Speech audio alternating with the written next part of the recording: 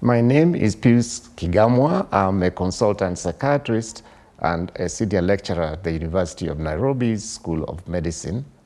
Welcome back to my YouTube channel, where we continue to learn more and more about mental health and good mental health practices.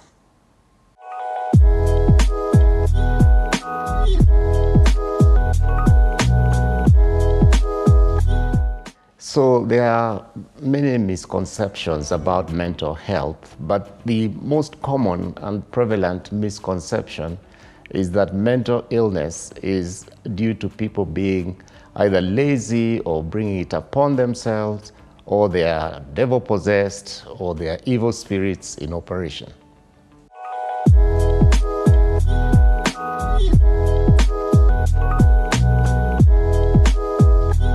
Mental illness is not quite the run-of-the-mill medicine, in that unlike other fields of medicine, you can take a stethoscope, place on somebody's chest, and listen to them and say, I hear pneumonia or I hear heart disease. We don't have a big stethoscope that you can place on someone's head and say, oh, I can hear you are having auditory hallucinations or you are deluded. And also that no one patient is the same as the next patient. So in treating the mentally ill, one is continuously challenged every single second. And it is very gratifying when you arrive at a correct diagnosis, institute treatment, and we have recovery.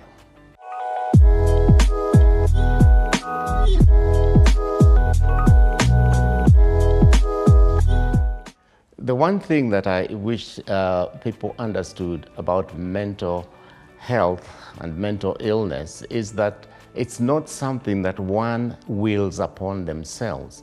It's an illness like any other illness. It has what we call a morbidity and a mortality, meaning that mental illness, it can inconvenience you, and those are the symptoms of mental illness. It has a mortality. Mental illness can kill you, and I don't just mean by suicide, but that mental illness can modify the course of many illnesses and therefore lead to poor outcomes and eventually death.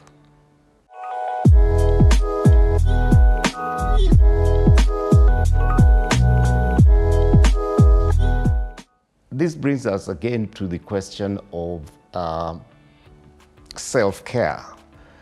We expect that individuals to incorporate in their lives a regime that includes exercise, not necessarily on a daily basis. Of course, daily would be best, but at least 3 times a week. And the exercise doesn't have to be complicated. You do not have to be a member of a snooty club somewhere. You could actually be just taking nice, easy walks, brisk walks, jogs, cycling, or even just skipping with a rope.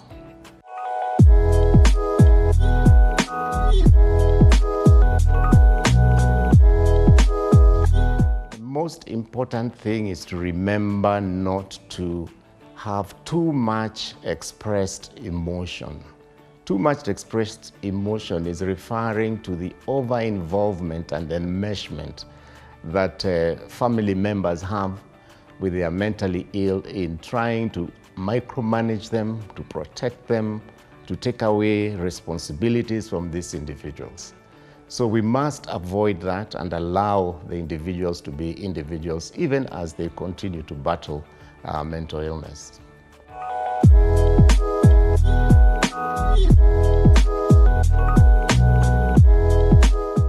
Stress management can take various modes. I think, first of all, just identifying what are the things that seem to create an inconvenience, so to speak. We recognize that there is useful stress or good stress that allows us to excel in the things that we do, allows us to put in more effort and energy for better outcomes. But then stress can become counterproductive. So understanding what types of stress are useful, what types of stress are counterproductive is an important aspect of our complete balance in life.